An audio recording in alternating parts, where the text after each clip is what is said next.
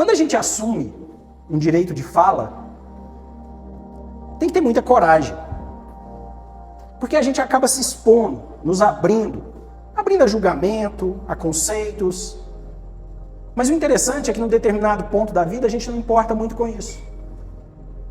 A gente só quer falar, só quer conversar, só quer ouvir. E esse talvez seja um momento que eu esteja em minha vida. Eu lembro que no ano passado,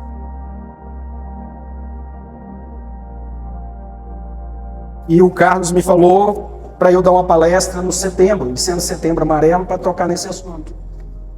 E esse ano, de novo, eu queria falar de outra coisa, mas meu coração só me trazia para falar sobre esse assunto.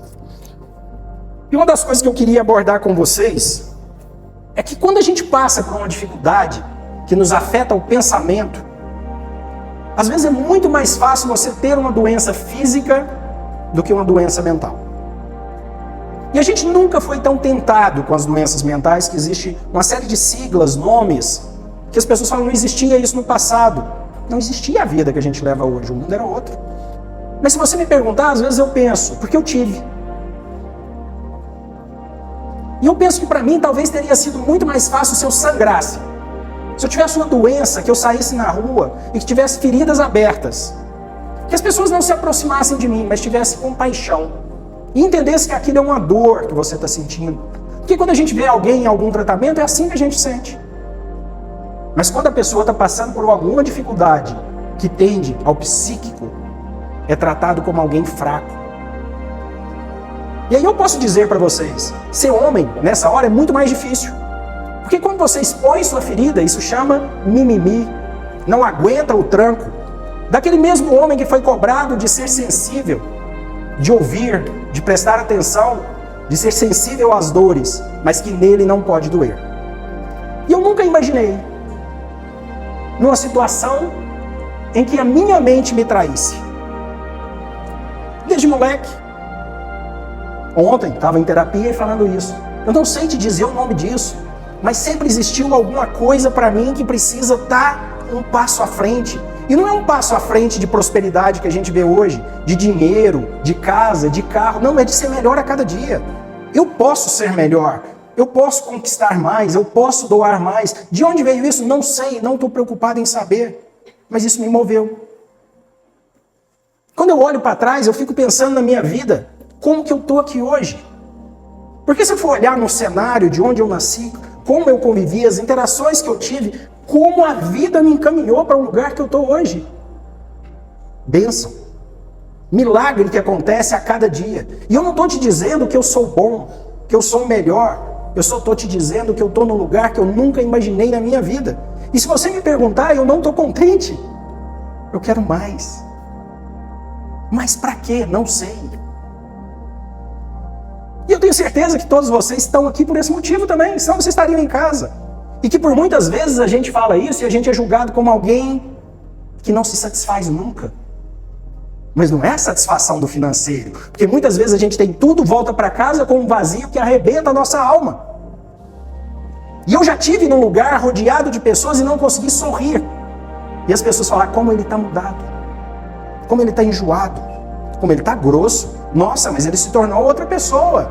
O que será que está acontecendo? Nessa hora eu preferiria estar sangrando.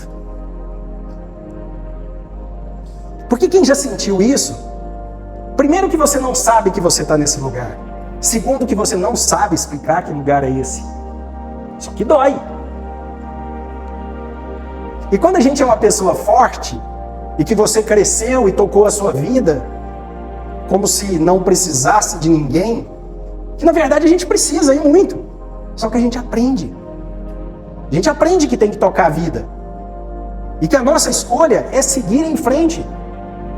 E eu repito isso constantemente. A vida só se move para frente. A vida não se move para trás.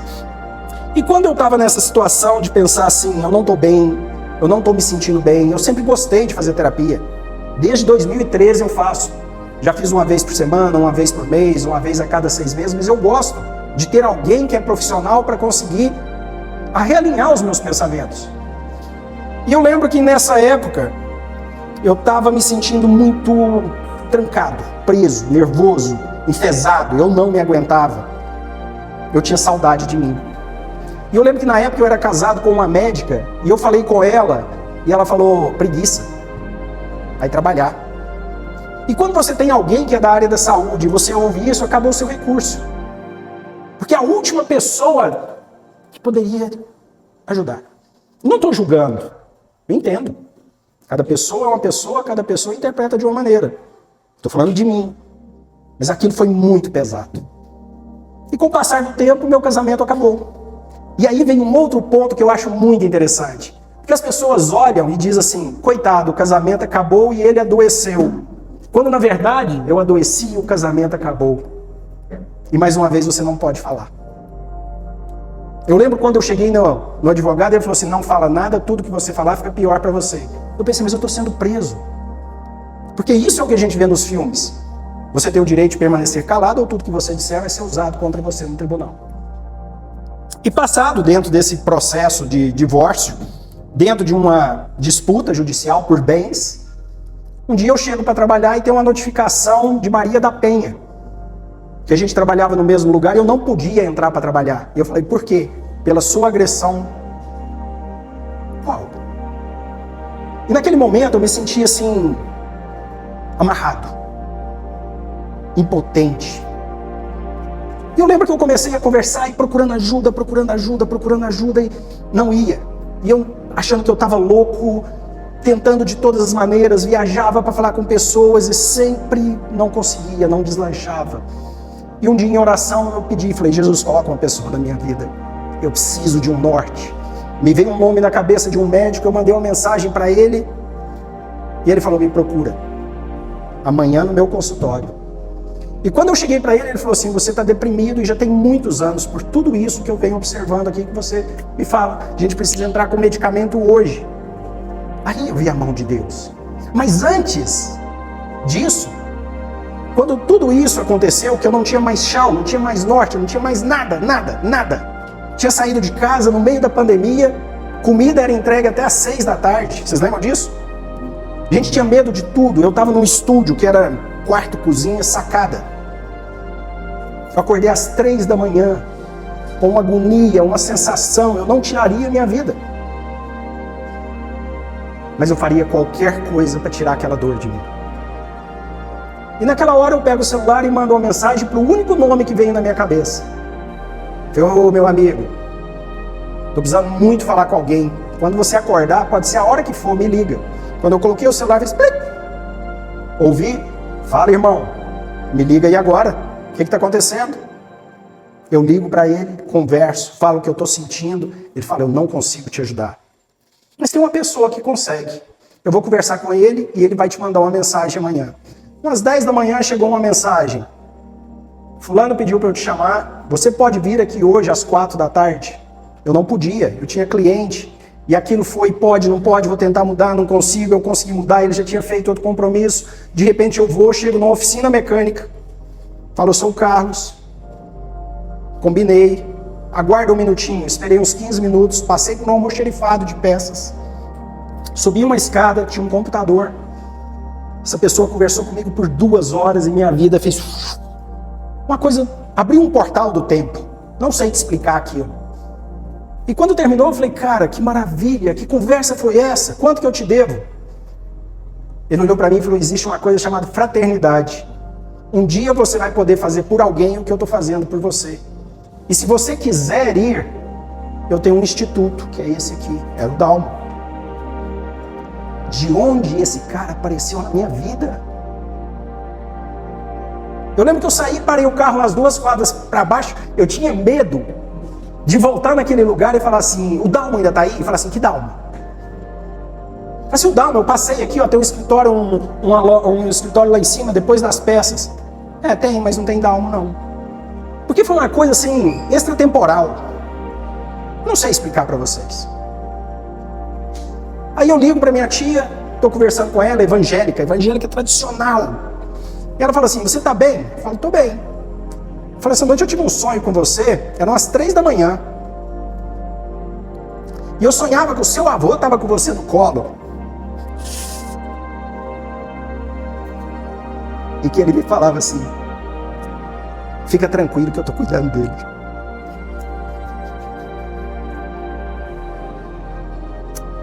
E ela fala, foi tão real, mas tão real, que ele teve no meu quarto, não foi um sonho. Mas eu não sei te explicar também o que foi aquilo. E eu pensava, eu sei. Isso tudo foi real. Resultado disso, comecei a frequentar. Um dia eu olhei e falei, eu posso falar aqui. E hoje eu estou aqui, falando com vocês. E se hoje você perguntar se eu queria voltar atrás e que isso fosse diferente, eu ia te dizer, nunca. Eu não poderia ter passado pela minha vida sem ter vivenciado isso. Hoje eu me sinto livre. Muitas vezes sozinho, inteiro. E pude vivenciar uma coisa que a gente vê os coaches falando, e vendo as pessoas tentando empregar, mas é que de saborear a vida. E de entender o quanto essa vida é grande. De quantas vezes que eu cheguei aqui e falei para vocês, a vida é praga. É igual um pasto que você bota fogo e queima tudo. Você não precisa fazer mais nada. Espera anos e volta. Tá tudo tão bonito ou mais do que quando pegou fogo. E como eu tirei lições disso? E a gente ouve muito falar, né? Que a vida começa quando termina a sua primeira vida. E a gente vê pessoas que adoecem e curam e começam a viver a vida, que enxerga o que é o essencial. Aí você pode dizer, e antes, como você era? Assim. Eu dava aula e quando eu era mais novo, o sonho da minha mãe era que eu fosse padre. E eu brincava de celebrar missa. Eu tinha um altar, fui coroinha do padre, mas eu tinha uma vocação muito grande para o matrimônio. Eu nasci para ser pai. Eu gosto. Minha maior felicidade são meus filhos. E isso me tirou. E depois de um tempo eu pensava, caramba, se eu fosse evangélico, eu teria sido pastor. Porque o pastor pode casar. E eu dava aula. E eu lembro que no último período eu falava assim, eu dava aula num curso de biologia, ciências biológicas. E eu falava que quem não acredita em Deus? E algumas pessoas levantavam a mão e falavam, você não pode nem formar, cara. Você não entendeu o milagre que é a vida. Dia desses eu falava para vocês, o quanto a matéria é importante. Eu acho que Deus criou a matéria só para a gente poder abraçar. Porque se a gente fosse luz, a gente passava um pelo outro. Você poder olhar no fundo do olho de alguém. Quando meu filho está com medo, que eu seguro na cabeça dele e falo, cara, vai dar tudo certo, velho. Você olha dentro do olho dele que ele fixa. Deus está ali. Quando eu fui para a casa do meu pai, coloquei ele no carro e levei ele lá na fazenda onde ele viveu, que ele cresceu. Ele falou, fiquei 4 noites sonhando com aquilo, lembrando da minha infância. Ele falou, eu enchi o olho d'água, ele tem 80 anos. Isso é Deus.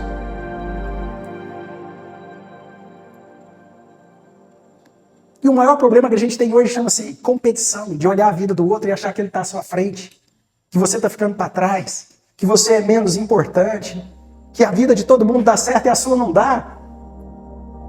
Receita para ter sucesso, livros de autoajuda, conversa com Deus Pai, café com Deus não sei o quê, é um tanto de manual. As pessoas procuram as religiões como se moldassem naquilo que uma criança mimada não gosta. Ah, e aquela lá falou que não pode, não quero mais. Eu vou nessa outra aqui que pode. Como se negociasse com Jesus, como se ele fosse um Papai Noel, que precisa te dar o presente porque você se comportou bem. E muitas vezes no tempo da espera a gente julga isso, como se Deus não nos ouvisse, porque a gente fala, eu sou tão bonzinho, eu faço tudo. Eu ajudo financeiramente lá no instituto. Eu ajudo as pessoas na rua, eu ajudo minha mãe. Eu sou tão bom. Mas essas coisas não acontecem na minha vida. E aí eu quero que vocês pensem numa coisa. Dentro da biologia, se a gente for pensar o Brasil, existem os biomas. Os pampas lá embaixo, Caatinga lá em cima, o Cerrado no meio, Mata Atlântica, Floresta Amazônica.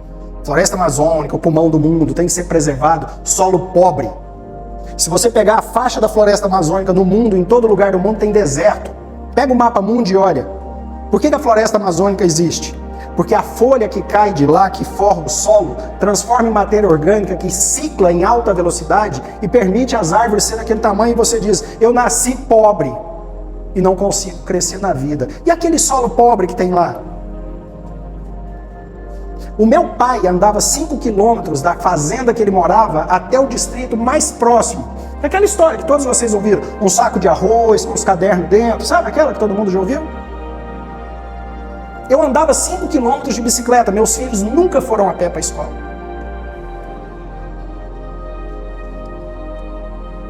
Meu pai tomou uma surra, que a minha avó falou para o meu avô que se continuasse batendo nele, ele nunca mais veria ela na frente. E ele parou de bater no meu pai. Meus filhos nunca tomaram um tapa.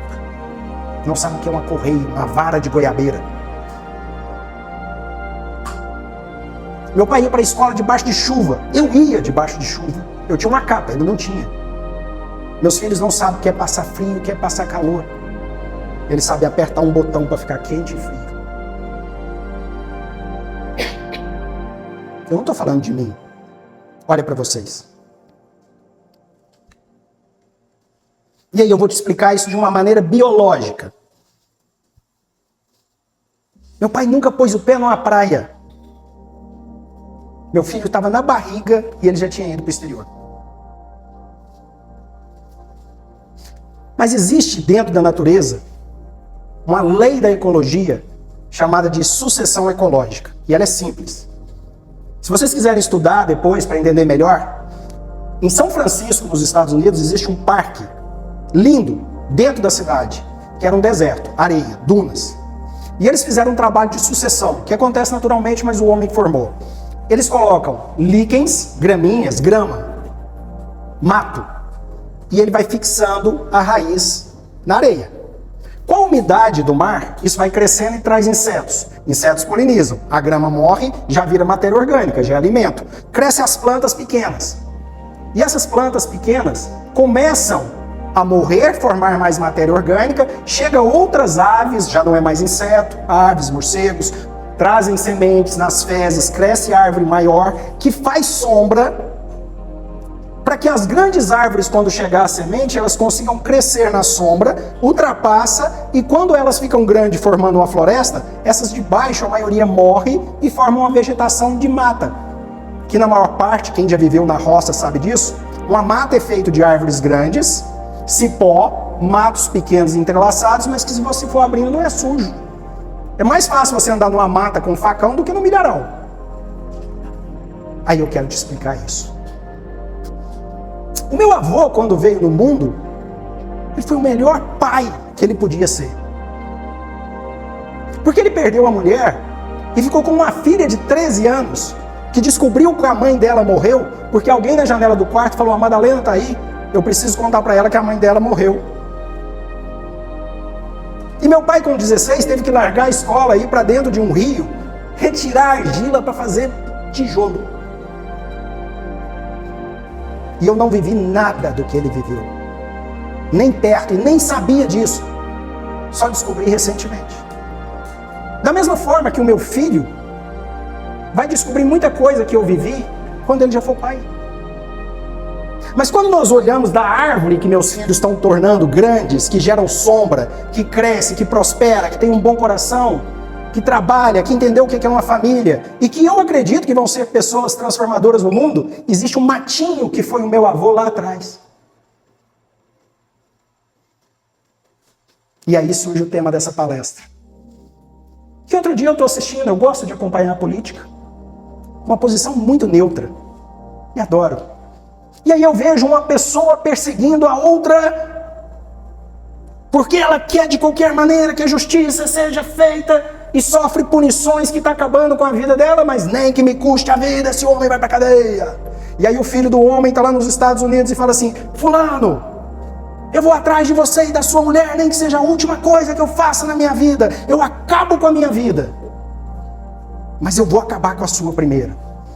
E eu olho para aquilo e me sinto vazio. Porque eu penso, qual é o sentido da vida? Quantas vezes eu não fui esses caras? Quantas vezes vocês não foram? Talvez não nessa proporção.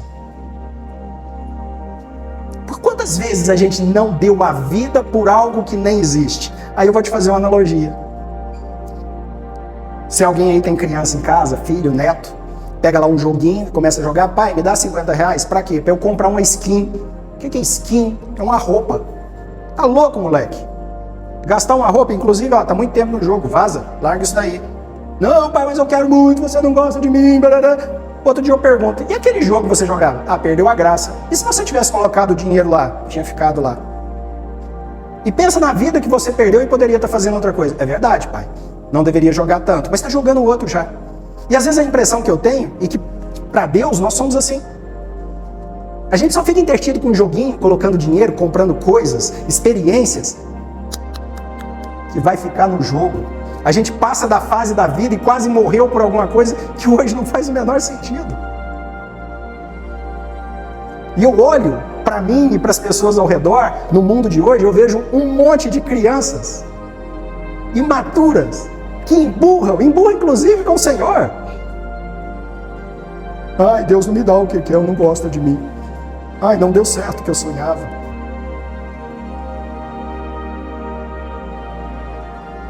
Nem que me custe a vida, eu quero viver a vida até a última gota. Por pior que seja a vida que você esteja levando, e o momento que você esteja passando, é melhor do que estar morto. Não que morrer seja ruim, porque eu acredito que vai ser legal. Imagina você poder ter respostas para coisas que hoje você não tem a menor noção. Fala assim, Jesus, por que quando você chegou lá para o cego Bartimeu e viu que ele era cego, você perguntou, o que você quer? Eu quero um carro zero. Não é, quer enxergar. E a gente fica pensando, por que ele perguntou? Porque a gente tem que querer. Imagina você poder sentar, cruzar as pernas, tomar um café, Jesus, agora eu estou entendendo porque aquela fase da minha vida foi isso.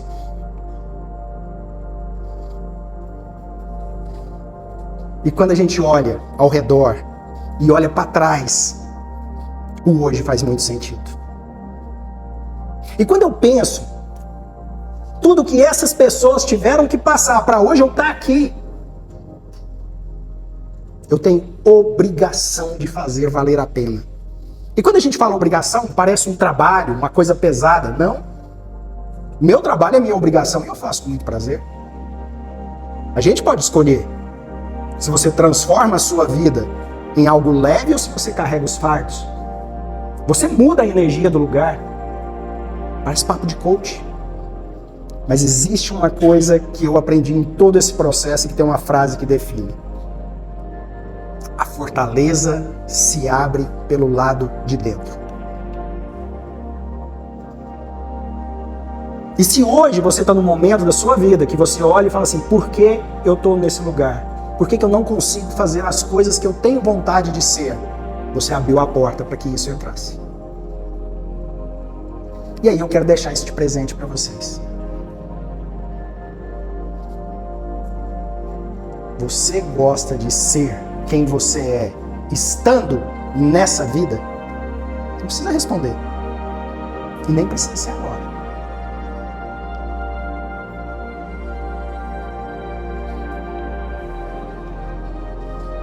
O que realmente te preenche?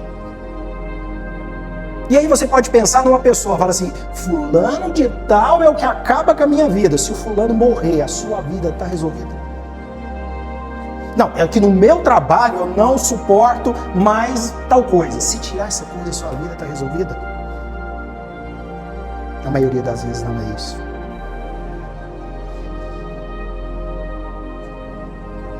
Tomar posse, mas tomar posse com a alma, de verdade, naquilo que você é, que você acredita. E quando eu falo isso, dá um medo de sair daqui, chegar em casa e falar assim, eu não vivo mais nessa casa, eu vou pedir demissão amanhã, vou pegar o meu acerto, pegar minha bicicleta e vou viajar ao mundo. Descobre que não dá para ir nem em Araguari. Mas é simples. É simplesmente estar do lado de alguém que te tira a paciência e você pensar, eu tô de dentro e a chave é minha, tô no meu castelo.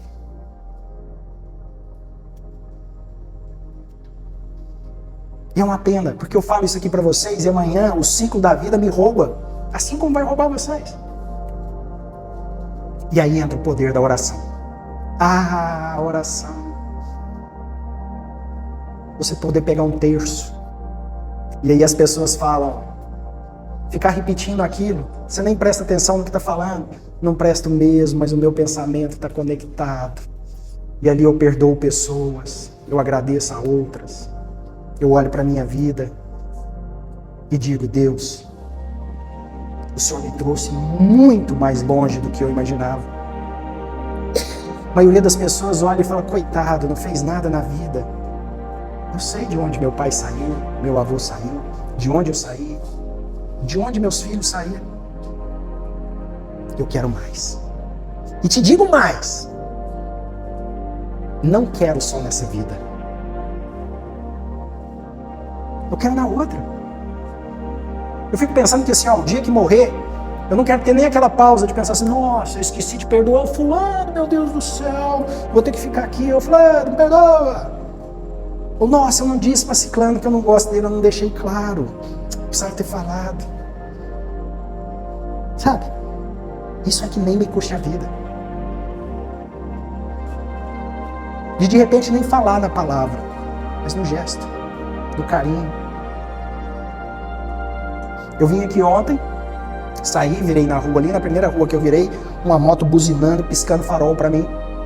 Aí eu cheguei um pouquinho pro canto, baixei o vidro, o cara chegou assim já pronto para brigar. Eu falei, como que eu posso te ajudar? Ele falou, ajudar? Não, você tava piscando farol, buzinando, imaginei que você tava precisando de uma ajuda. Eu sabia que não. Eu queria um fight, né? Ele falou assim, aqui a rua é pequena, você tá andando no meio da rua. Eu falei, opa, desculpa. Cheguei um pouquinho assim, olhei, falei, deu para passar? Ele não conseguia olhar para trás. É fácil para eu fazer isso? Vou confessar, para essa que eu fiz isso eu briguei outras 5 antes, viu? Mas é para isso. É raspar a vida, mas que ela seja verdadeira. Que a sua vida seja essa sucessão ecológica. E que a sua próxima geração olhe para você e fala, graças ao que ele passou, eu tenho essa. E que possa fazer pela próxima mais do que teve. Isso é evoluir. Dessa maneira eu encerro, desejando para vocês que não se percam. E que toda vez que você se sentir fora do caminho, você tem a opção de voltar para ele. Ou de pegar um novo. E se não existir um novo, de construir. E se você acha que você não é capaz, eu te garanto. Você é muito mais capaz do que você imagina. Eu pratico esporte e quando a gente está próximo de desistir, a gente tem energia para fazer 30% mais, porque a mente desiste primeiro. E muitas vezes é isso que acontece com a gente na vida. Não deixe a vida decidir por você. Você tem a capacidade de ter as suas escolhas. Consulte, ore, reze, tenha o seu momento. Muito obrigado vocês.